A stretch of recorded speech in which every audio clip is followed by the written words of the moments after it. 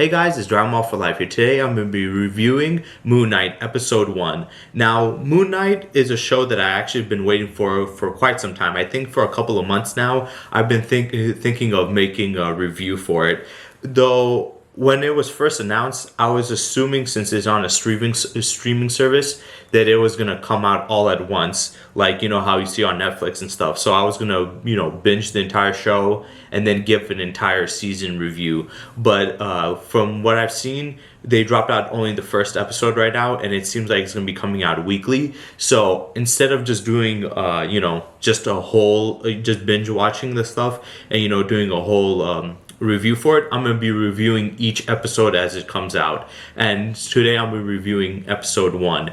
Now, this episode, before I even get into it, I do want to talk about some of the stuff about Moon Knight itself and, the streaming service, Disney Plus, because I think a lot of people were concerned about the show before it even came out, because Disney is a company that likes to keep more of a PG-13 at most rating. They don't like to go to rated R and stuff. And a lot of fans, they were kind of cautious when, Disney took all their, properties back, Daredevil, Punisher, The Defenders, Jessica Jones, I forgot the other one was, but they took back all those forms of media that they had under them, and a lot of people were worried because they're like, well, this is Disney, and Disney likes to be kid friendly, so they're gonna tone down the, a lot of the adult aspects, like the cursing or the violence or the more darker themes. And I get the concern because I was concerned too when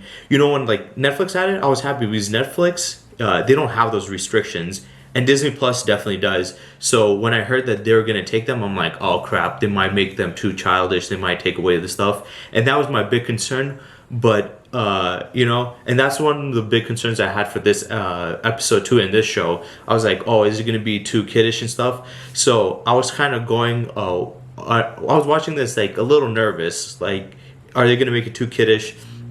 And by watching this show and how they handle it, it sets a precedence for how they're going to handle the other Netflix, Marvel shows they have. Because if this show is, not willing to go to the extra length and holds back, then that's a good indication that the next other shows that are coming out are also going to be having that. So it's more than just Moon Knight itself. This is about, all the other Netflix Marvel shows as a whole and what direction they're going with it. So if this is too, child-friendly, then that might be too child-friendly. So what did I think about the episode itself?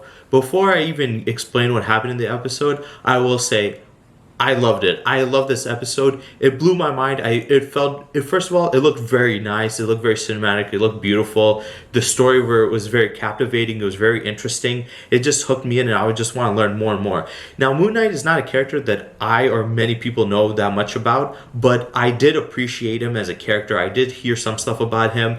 His design looked very cool. I heard he's supposed to be like Batman. He has multiple personality disorder, He thinks he's a rich guy, a mercenary, a little girl, they say sometimes, and just a common guy or a taxi driver, they said, in the comics. So he's very interesting. And from what I saw up online, people are saying that this interpretation of him is different than the comics. Now, I've never read the comics, so I don't really have that personal connection to it. But I also, even if I did, I love when, stories go their own path, like in movies and shows, because it makes it more unique, especially if they do it in a good manner that at least is, close enough to the original source material. It doesn't need to be exactly the same. So that is what I'm looking for. And all my worries that I had for them, toning down the shift of it and making it like a little too,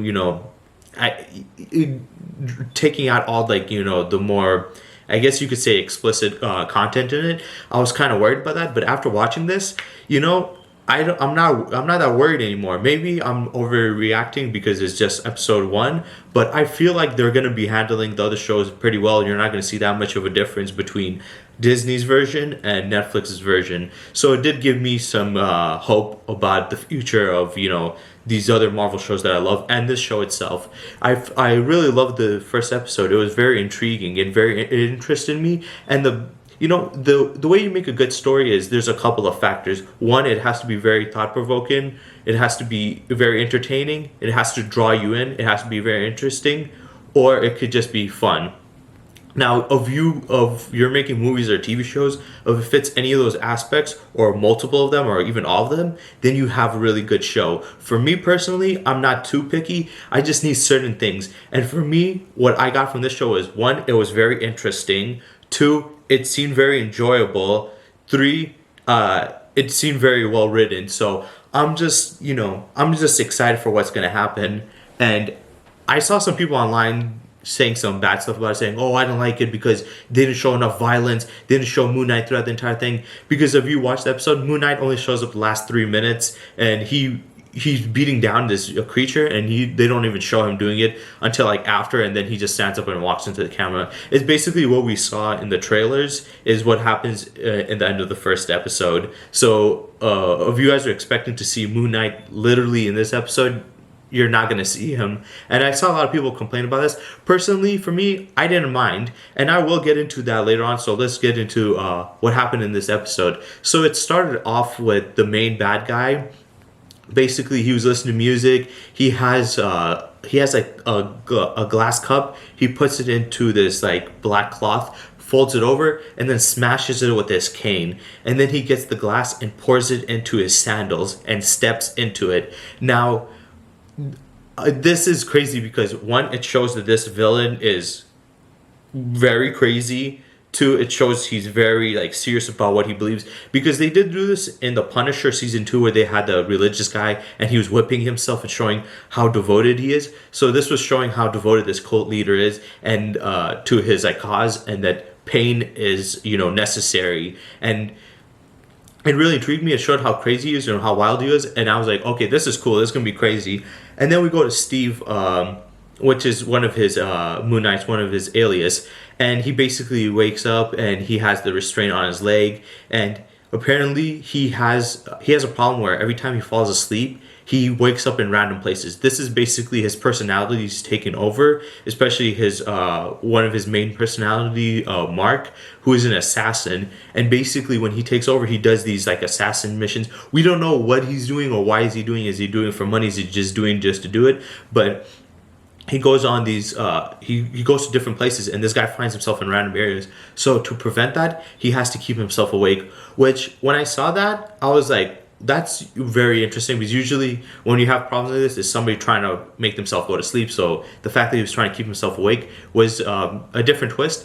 And also I kind of felt, when you watch it, you want to have sympathy or feel some emotion towards the main characters. And I did feel bad for him. I was like, well, that would suck. Imagine if it was you, where every time you slept, you woke up in random areas and you were put in danger. And, the only way to prevent it was to stay awake. That would be terrible. So he's obviously having trouble sleeping. He's kind of more like timid and shy, but it makes sense because he doesn't know what's happening to him. He feels like he's going crazy. He doesn't know what to do. So for people to judge, like, because I saw people saying, "Oh, they made him too tough in this," I'm like, well, the situation he's going through, it's not normal. Obviously, he would come out not like mentally stable. And when you see people who have mental problems, they're not these tough, crazy people. They're more usually people that are broken down, these people that are having problems. So people acting like that, they clearly don't understand how having a mental disorder works. Especially if you're sleep deprived and stuff, you're not going to be acting very, full of energy. So the fact he was able to go through that was crazy. He also dealt with his boss, who was giving him a hard time. She was to be honest, she was kind of a bitch. I hated her. I was like, oh my god, she's one of those annoying characters. So they had that with her.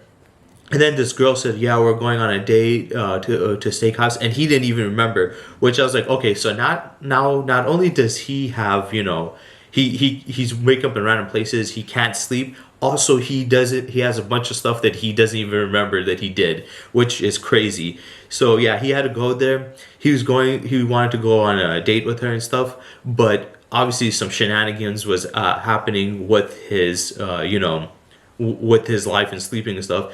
And throughout the episode, we see him, he tries to keep himself awake while he's doing this stuff, and he's reading and doing puzzles. And I was like, okay, that sucks that you have to stay awake and do all this stuff over and over again. It can make somebody go insane even if they weren't crazy to begin with. So he dealt with this, and then he's trying to stay awake, and he just goes to sleep and wakes up in the middle of some random street. And I'm just like, what? And then I'm like, oh, okay, so this is how it's gonna work. Every time we see it, he's gonna be shifting to different location to location because he's gonna pass out. And we see the guy that comes out, the cultist leader, and he uses the staff, and he basically he judges the person. One guy, he said, "You're good," and he judges a woman, and she dies from it. So now it shows that not only is he just a cult leader, but he does have powers. He has this magical powers where where you see on his tattoo, it's basically a balancing beam to judge people's souls, and it goes back and forth. And depending on if you're a bad person, it kills you. If you're a good person, you get to live. And he has this entire town that's like following him, which I was like, damn, how did he have an entire town just like believing in him and his stuff? He must be very, very either convincing or very, very just powerful to do something like that. And then you see the whole fight with like him and Mark. And Mark does see like, he has the whole conversation in his head. Like his head tells him, oh, the dumb one's out. And it does show that these other forms probably don't like this one because this one isn't in the loop. I feel like this one isn't in the loop where the rest are, and they keep on kind of treat him like an outsider, like he's useless because he can't really go into his Moon Knight phase unless if he allows his Mark side, which is assassin side, to take over. But like throughout the entire episode, we just see him shifting back and forth, and I love how they did it. It's so interesting how he goes from like being in such a dangerous situation, he like freaks out, and then he passes out. He's like his eyes are shaking, and then he ends up in another scenario. I like the transitions of it. It made it look so beautiful. It looked so good, and like he went from getting threatened, having a gun to his face, to the guy being dead, and he's just holding a gun and he's all scared. So I love the contrast of it, and you see him going back and forth. And a lot of people did complain about they're skipping all the violent scenes and stuff like that, but I think this is more of an artistic way. They're not just doing it just to cut it out. I think they're doing it to be like, what happened? How did this happen?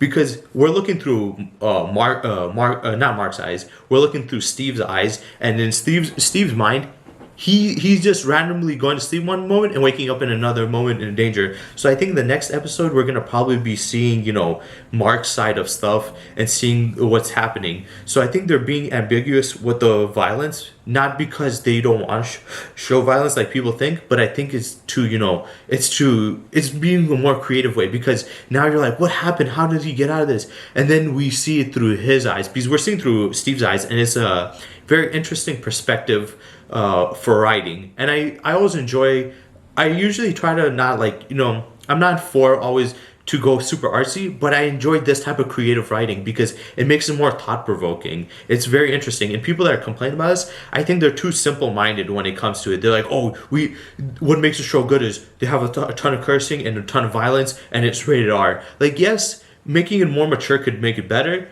but just ham-fisting that is not going to make it good. I've seen countless movies and shows where they just made it super dark and edgy, and it's always been trash. So it's better to be holding back and being creative than just trying to go all out and trying to make it look all edgy. That doesn't make a good show. Just because you put a ton of violence doesn't make a movie or a show good. It depends on how you handle that violence and how you depict it in the story is what makes it a good story. So I think a lot of people are just judging it because they're crying like little babies about, oh, they're not showing violence. I feel like this is the first episode, so it's not fair to judge the violence off of that. I'm looking more as writing perspective. What are they trying to show to us? And what they're trying to convince to show to us is a very interesting character analysis. I think if I'm being honest, his comic book character, I've heard some stuff about it, and he does not sound as interesting as what they're doing with this. Making him more shy and timid, that's just his regular version. So you can see the complete contrast between his assassin self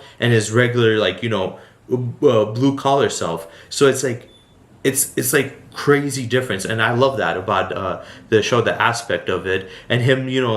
We're seeing more of this cult guy because we see him having people in the museum. He's trying to stop him. He has his power, and then he's trying to run away, and this big jackal looking creature. If you know anything about Greek mythology, I mean not Greek mythology, Egyptian mythology, you would know jackals are very highly respected, and that was a jackal chasing him and he was trying to kill him. And I was like, if I was in that situation, I would be terrified of a big creature like that came after him. And then he puts himself in a bathroom, he can't escape, and he's like, what do I do?